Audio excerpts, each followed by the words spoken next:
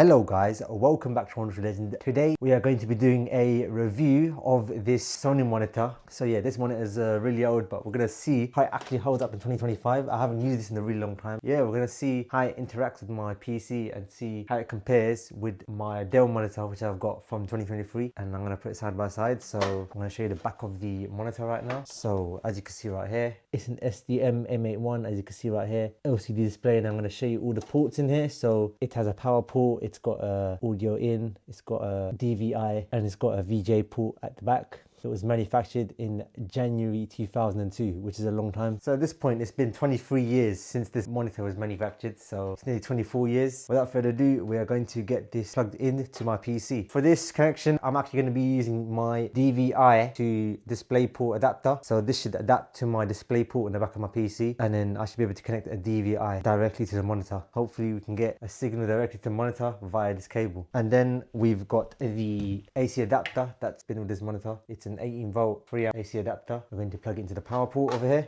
And then we've got a plug in. All right, so I've just plugged in the monitor right into my PC, and as you can see, it's working just fine. It's compatible with my PC without any issues. So over here, I've got my page up on my other Dell monitor, which I usually use. So I usually have a second monitor over here, but I've just replaced it with this one for this video. So what I'm going to do, I'm going to drag my channels to the other monitor, but I haven't configured it to work. I seamlessly connected it that way, so I'm going to do that right now. I'm going to move this to over here. Easily just get the monitor connected. Now I can just drag it seamlessly to right over to the other monitor. Got a little bit of ghosting, as you can see. It's 60 Hz. The problem is you can see a little bit of ghosting in the actual monitor. Let's do various tests. We're going to do this ghosting test. So what this does, this tests the monitor, if there's any ghosting. So on this monitor, as you can see a little bit of ghosting on here. If we look close enough, I'm just going to change it. I'm just going to make it black and white. I'm going to make it a little bit slower.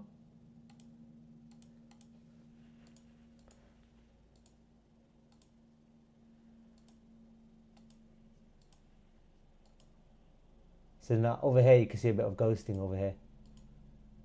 So yeah, you can see some proper ghosting in the actual display. What I'm going to do, I'm going to move to this one. This is a 165 Hz display, so as you can see over on this display, there's no ghosting at all, to be honest, if any. So I'm going really fast. As you can see, there's a little bit of ghosting in here. So it actually says sync failure for some whatever reason, I'm not sure why. Let's test it with video game motion. We could test it with shutters and tearing. But if you move to this one, no issue at all, as you can see. No issue with this. Let's change the black levels. So as you can see, let's do a moving photo. As you can see, it's ghosting a little bit. It's detecting it as 165 Hz. So yeah, as you can see, I made my tripod a little bit lower because you'll probably be able to see it better now, because before it was a bit lower down. And as you can see, there's not really much ghosting on here. Let's move it to a faster speed. Like make it a little bit slower, make it 1:1 scale again. Then we'll move it back. We'll move it back over to this one. And as you can see, there's a lot of ghosting, awful lot of ghosting.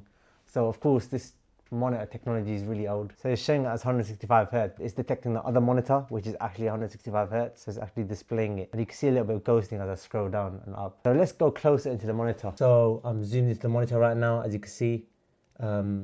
If I zoom up and down, you can see a little bit of ghosting on here. Scrolling up and down, you can see a bit of ghosting, but it's not too bad on a 165 Hz display. But on this display, you can see quite a bit of ghosting. You might not be able to pick up that much on the camera, but you can still see some ghosting on here. And as for the picture, as you can see, let's try and track it. So if I track it with the camera, as you can see, I'm going to track that tractor right over here. There's a bit of ghosting. Whereas on the Dell monitor, if I track it here, we can track it quite perfectly. Let's go into a different page that's scrolling. So we're going to scroll on this page. We're going to wait for some text and I'm going to follow it. So as you can see, it wasn't too bad on this, on a 165 Hz display. But as soon as I look on the Sony monitor, we're going to track some text. It's quite hard to read, isn't it? What I've got right now, I've got some video loaded up onto my other monitor. What I'm going to do now, I'm going to duplicate the displays. The only issue is that it's now accustomed to this monitor.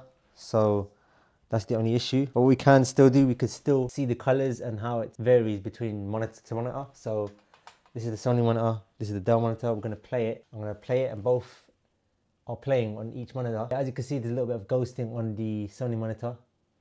So this is both of them side by side right now.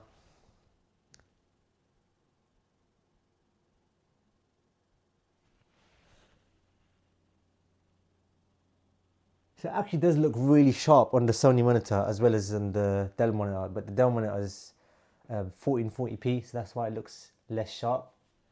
And this is my video that I'm playing. Yeah, this is my plane spotting video. Right, so I'm zoomed in onto the Sony monitor right now. And as you can see, if I play the video, you can actually see a bit of ghosting in the buildings. This is my drone footage that I've recorded. I'm gonna track from building right here. But the fact that it can play videos in such, it looks like it's high resolution for a monitor from 2002, but it's an LCD monitor from 2002. It's not LED or OLED or anything. As you can see, if you zoom in, you might be able to see a little bit of ghosting. If I move it to the Dell monitor, of course, no ghosting at all. So this is just to pretty much show what it's like on a monitor from 2002. So right now I've got a photo that I've loaded up on the Sony monitor. And as you can see, I'm gonna zoom in, but you can actually just use this monitor for like light browsing and stuff like that. Like it does the job if you really need it. But as you can see, it's actually decent, this monitor. Like when I zoom in, you can see it's quite clear when I zoom in quite a lot. And the colors are pretty much identical to the other monitor. So if I duplicate both of these displays, and as you can see, two photos are identical on these monitors. We're going to go through different photos. As you can see, the colors look pretty much similar. It looks a bit warmer on this one, and it looks a bit cooler white on that one. But I guess it also depends on the monitor settings.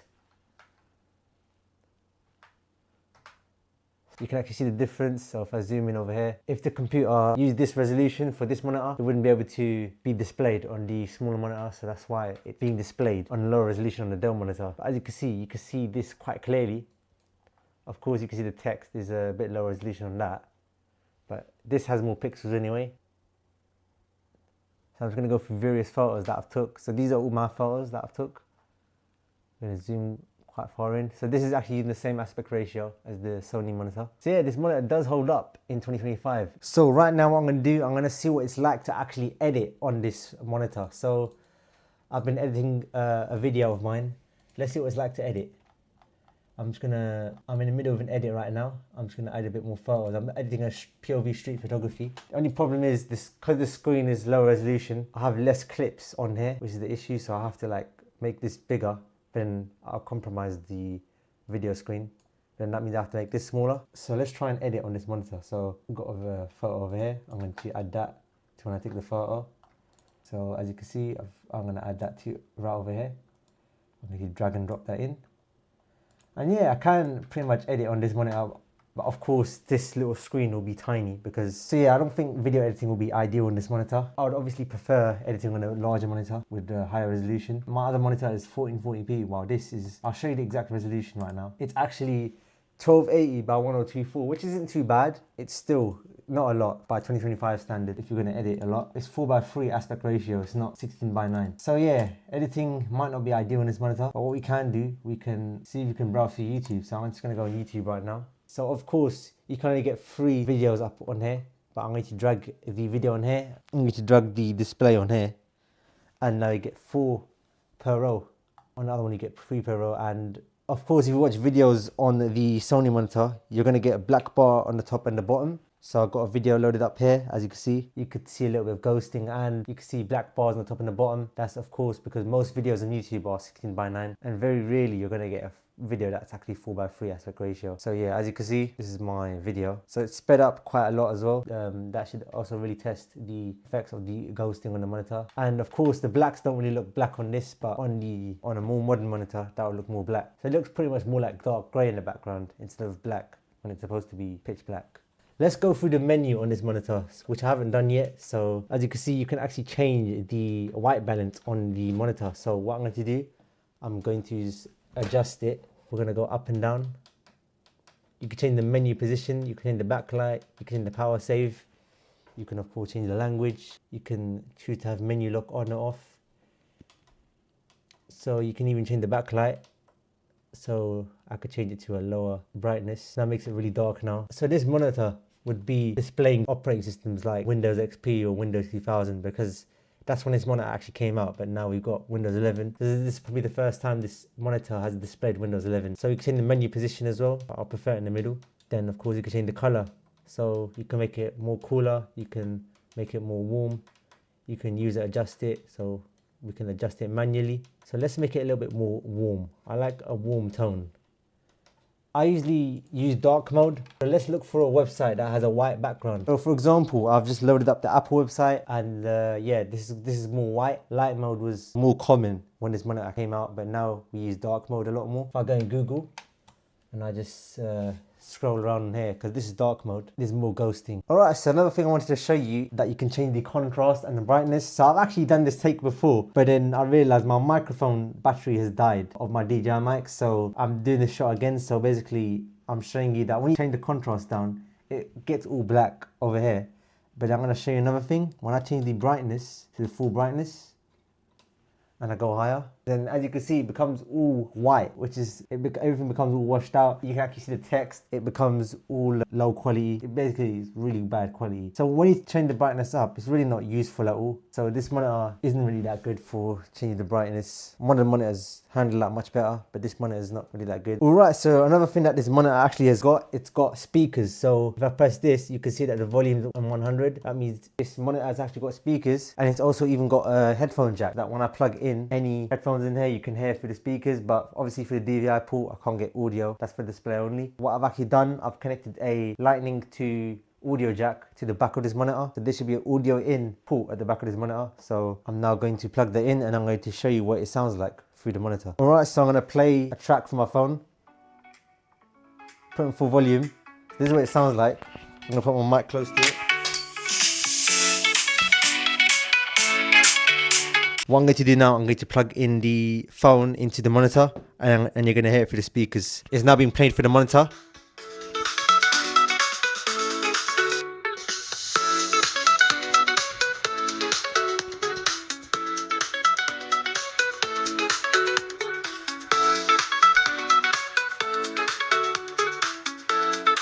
Another thing that this monitor has, it's got an audio jack. So basically the speakers, it doesn't really have that much bass, but it's decent. But pretty much every single monitor doesn't have any bass in the speakers. I've got a headphone jack right here. So basically I'm gonna play audio through this monitor, through this audio jack, and I'm gonna feed it directly into this camera that I'm recording on. So after plugging it in directly into the monitor, there was a bit too much sound. It was a bit too loud for the camera, but I'm gonna try and make it lower in post-production. So that was the only issue. But if you plug in regular headphones, it shouldn't really sound like that, but it's just to see if the audio quality was good from the headphone jack. Alright, so now what we're gonna do, we're gonna see what gaming is like on this actual monitor. So I'm gonna play a little game of Fortnite. We're gonna see the input lag on this monitor. So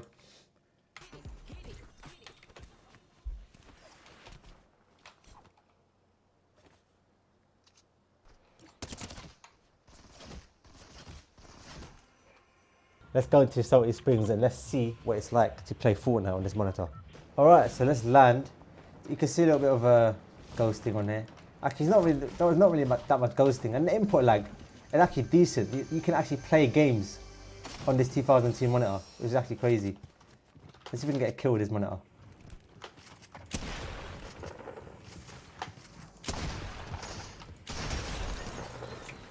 Let's get multiple kills.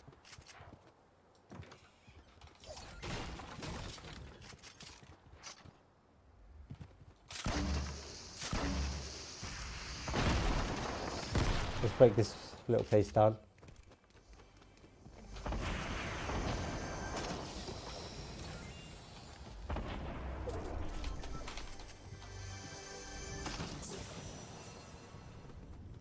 Let's just push. I'm not going to play for that long. This is pretty much a test.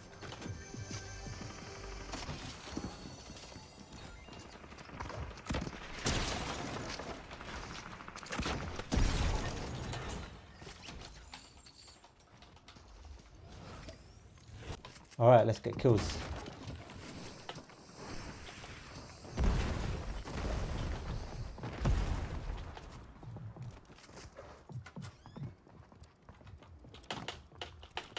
Let's end the pair of them.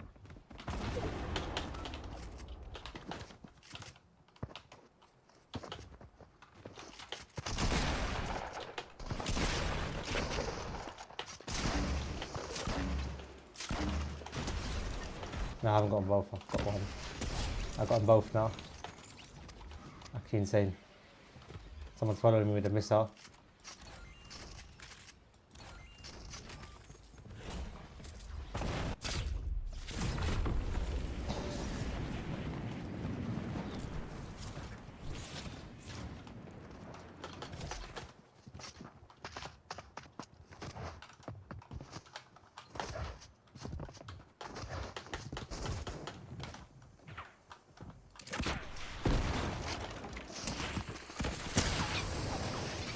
Let's just get rocket kills. Look at that. That's actually insane. No, let's try and get rocket kills from here.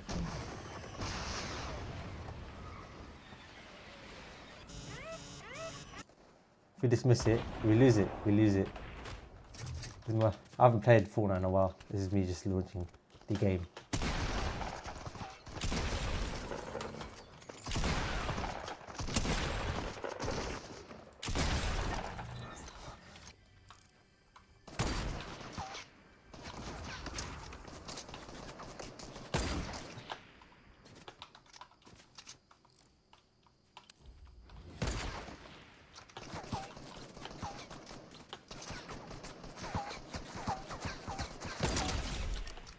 Alright, so that was me gaming on a monitor from 2002. I gotta say, the input lag is non-existent. It's really, you can seriously game on here. The only thing is 60 Hertz, but still, gaming is actually really possible on this monitor. There's pretty much no input lag. Even when I move the mouse around, pretty much no input lag. You can't really notice it. And over here, you can actually see the black point compared to the black point on the Dell monitor. I'm not sure if you can see it on the camera, but I can certainly see it. But now the monitor's off, they both look identical. I'm pretty much done with this video now. There's pretty much nothing else to review about this monitor. Decent monitor for its time. It does get quite warm at the bottom, but cool at the top. It's an LCD display. And yeah, it's got an 18-watt plug. Usually monitors have a way to plug in directly into the monitor, but here it does not. You have to have a separate AC adapter, and the AC adapter is quite hot anyway. It feels quite hot. So yeah, I hope you enjoyed this review of this Sony monitor from 2002. I hope you enjoyed this video, and I'll speak to you in the next one. Thank you for watching.